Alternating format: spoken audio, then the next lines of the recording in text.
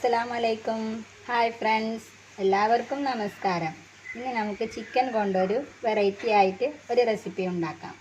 Chicken വരട്ടിയത് കൂർക്ക വെച്ചിട്ടാണ് chicken ഒരു വെറൈറ്റിയായി ഞങ്ങൾ ഇവിടെ ഉണ്ടാക്കാൻ പോകുന്നത്. ഇനി അതിന് വേണ്ട ഇൻഗ്രീഡിയൻസ് എന്തെല്ലാമെന്ന് നമുക്ക് നോക്കാം. 1/2 കിലോ ചിക്കൻ, ഒരു 200 ഗ്രാം കൂർക്ക, പിന്നെ മുളക് പൊടി, മഞ്ഞൾപ്പൊടി, മല്ലിപ്പൊടി, ഗരം മസാല, വെളുത്തുള്ളി, ഇഞ്ചി, ചെറിയ ജീരകം, വലിയ ജീരകം, ലേശം കാന്താരി മുളക് ഇല്ലെങ്കിൽ പച്ചമുളകും നിങ്ങൾക്ക് യൂസ് ചെയ്യാം.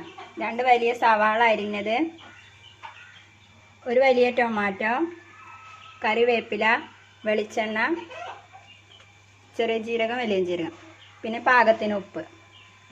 കുക്കറിലാണ് നമ്മൾ ഇത് ഉണ്ടാക്കാൻ പോകുന്നത്. കുക്കർ അടുപ്പത്ത് വെച്ച് ചൂടായി അതിലേക്ക് വെളിച്ചെണ്ണ ഒഴിക്കുക.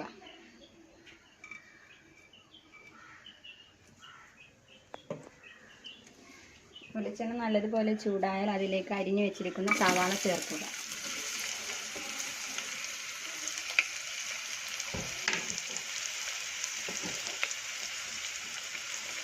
ഒരു ശകലം ഉപ്പിട്ട് നല്ലതുപോലെ സവാളയെ വഴറ്റുക.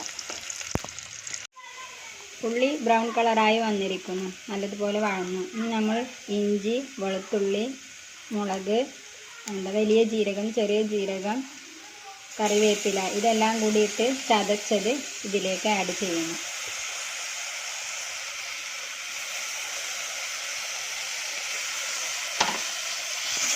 നല്ലതുപോലെ വീണ്ടും വഴറ്റുക. പച്ചമണം പോകുന്നത് വരെ വഴറ്റുക.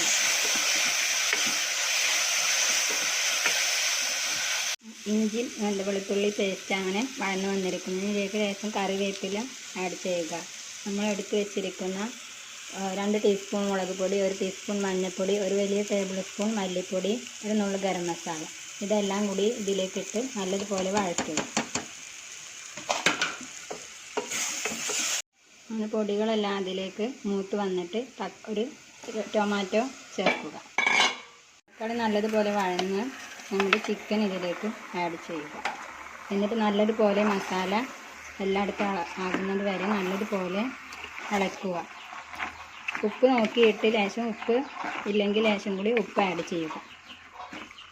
ചിക്കനിലേക്ക് നല്ലതുപോലെ മസാല പിടിച്ചാൽ ഇനി നമുക്കിതിലേക്ക് കൂർക്ക ആഡ് ചെയ്യാം. എല്ലാവർക്കും അറിയാലോ, കൂർക്ക എന്ന് പറയുന്നത് മരച്ചീനിയിലൊക്കെ പെട്ട കടകളിലൊക്കെ ഇപ്പോൾ സുലഭമായിട്ട് വാങ്ങാൻ കിട്ടുന്ന ഒന്നാണ്. കൂർക്ക ഇട്ടിട്ട് ഒരു വിസിലടിച്ച് 1 or 2 വിസിലടിച്ചാൽ മതിയാവും. നമ്മുടെ കൂർക്ക ഇട്ടിട്ടുള്ള ചിക്കൻ റെസിപ്പി ഇവിടെ റെഡി ആയിരിക്കുന്നു. ഇത് എല്ലാവരും ട്രൈ ചെയ്യണം. വളരെ ടേസ്റ്റിയായ ഒന്നാണ്. നമുക്ക് ചപ്പാത്തിയുടെ കൂടെയും ചോറിൻ്റെ കൂടെയും അപ്പത്തിൻ്റെ കൂടെയും എല്ലാത്തിൻ്റെയും കൂടെയും ഇത് കഴിക്കാവുന്നതാണ്. ഇനി നമുക്കിതൊരു പാത്രത്തിലേക്ക് സെർവ് ചെയ്യാം. ഉപ്പൊക്കെ നിങ്ങൾ കറക്റ്റാണോ എന്ന് നോക്കണം.